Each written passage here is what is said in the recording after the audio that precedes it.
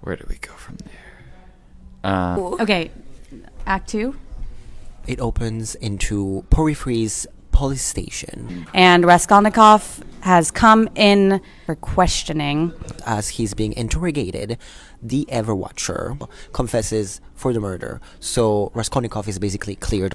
However, Porphyry still is suspicious of Raskolnikov. He knows. From the police station into Marmeladov's wake. Katerina and Sonia are there, the guests, and he succumbs to her tuberculosis, and then That's the end. that's it for her.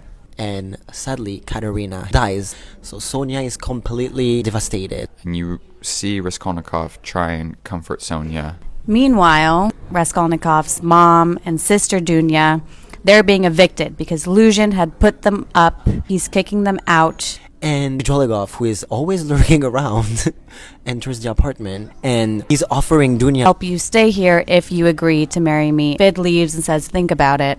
We then go back to Raskolnikov, and this time he receives a visit from the detective. And Porphyry actually leads him into kind of a trance state where Raskolnikov says a little bit too much. He knows that he's Raskolnikov and he knows that a confession is upon arriving. From there, Raskolnikov's put in a panic because he knows he said too much, and he goes and retrieves his bloody shirt and ends up bringing it to Sonia. And Sonia lives right next to Svid. So Svid is listening in on their conversation, and Raskolnikov confesses the murder to Sonia. Svidrigaïlov ends up seeing where Sonia hid the shirt and goes and steals it. Dunya decides she's not going to marry him, tries to come back and return the ring. He is basically like, your brother killed people. I have evidence. Shows the bloody shirt. Kind of use it as blackmailing. So you better marry me. Svid tries to take advantage of her.